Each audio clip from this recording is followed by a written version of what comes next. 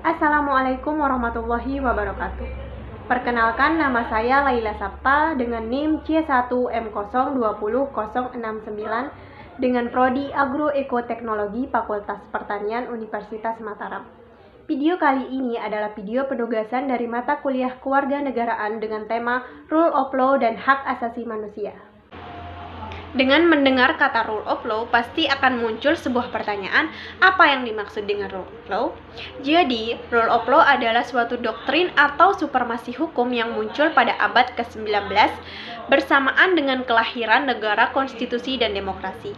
Ia lahir sejalan dengan tumbuh suburnya demokrasi dan meningkatnya peran parlemen dalam penyelenggaraan negara serta sebagai reaksi terhadap negara absolut yang berkembang sebelumnya.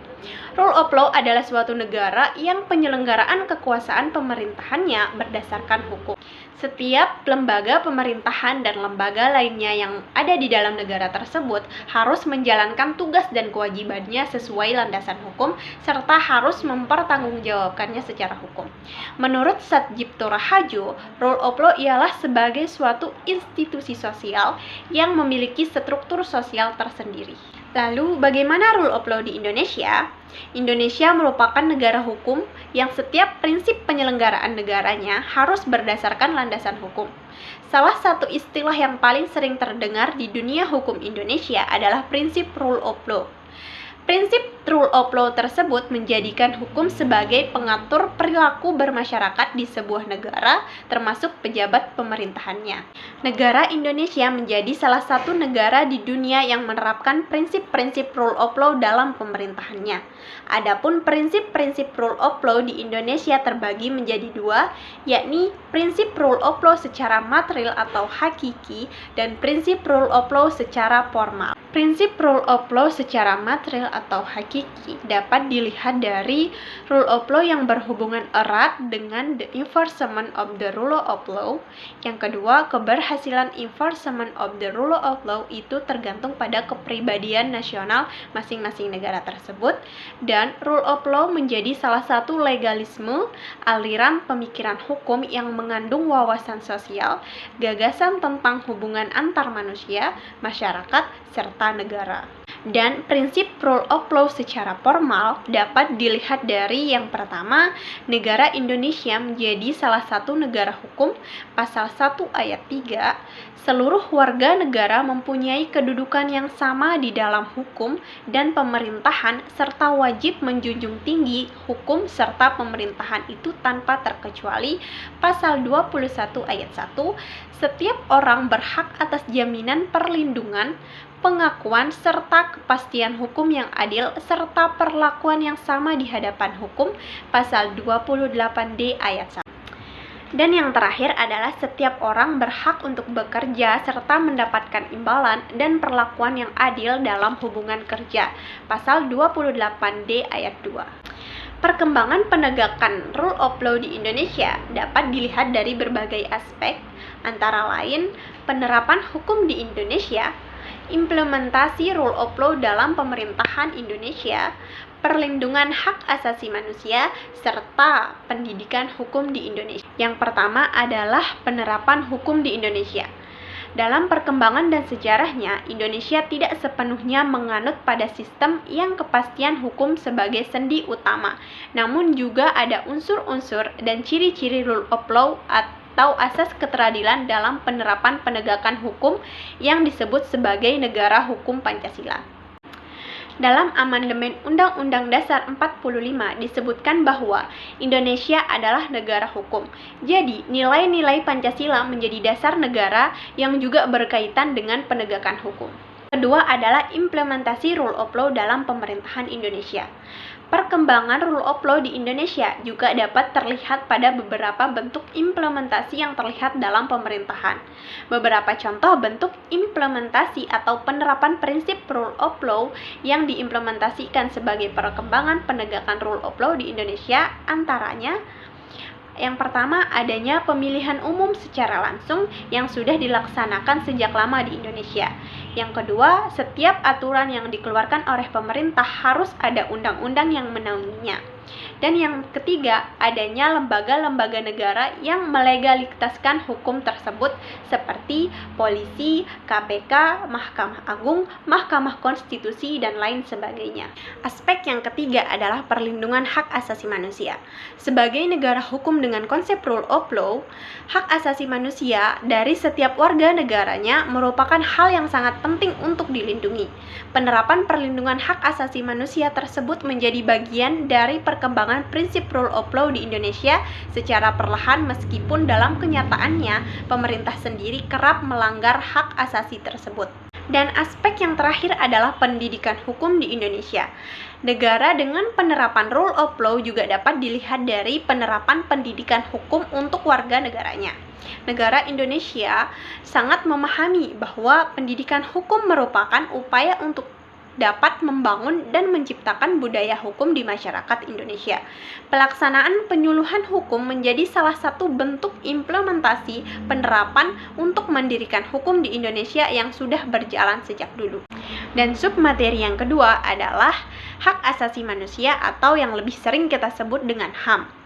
Hak asasi manusia adalah hak dan kebebasan fundamental bagi semua orang tanpa memandang kebangsaan, jenis kelamin, asal kebangsaan atau etnis, ras, agama, bahasa, dan status lainnya.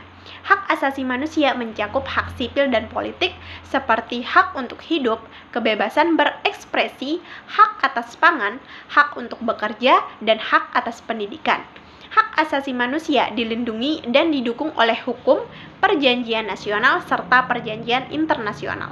Adapun karakteristik dari hak asasi manusia itu adalah yang pertama, hak asasi manusia berlaku untuk semua orang tanpa terkecuali, hak asasi manusia bersifat universal, hak asasi manusia tidak dapat dicabut, hak asasi manusia itu saling bergantung, dan hak asasi manusia adalah cerminan kebutuhan dasar kehidupan. Dan dalam menuntut hak-hak tersebut, setiap orang juga harus memikul tanggung jawabnya masing-masing. Hak asasi manusia terbagi atas 6 macam. Yang pertama adalah hak asasi pribadi. Hak asasi ini berhubungan dengan kehidupan pribadi setiap orang. Adapun contoh dari hak asasi ini adalah kebebasan untuk hidup, kebebasan untuk berperilaku, tumbuh serta berkembang, dan kebebasan bergerak, berpergian, serta berpindah-pindah tempat. Selanjutnya adalah hak asasi politik.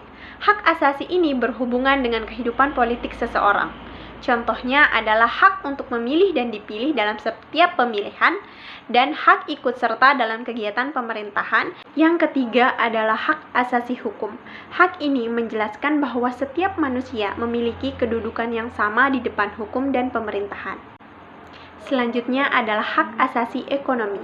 Hak ini berhubungan dengan kegiatan manusia dalam perekonomian. Contohnya adalah kebebasan melakukan kegiatan transaksi jual beli, kebebasan mengadakan perjanjian kontrak. Dan yang kelima adalah hak asasi peradilan. Hak ini menunjukkan bahwa setiap manusia harus diperlakukan sama dalam tata cara peradilan. Contohnya adalah hak mendapatkan pembelaan hukum di peradilan, hak persamaan atas perlakuan, penggeledahan, penangkapan, penahanan, dan penyelidikan di muka hukum.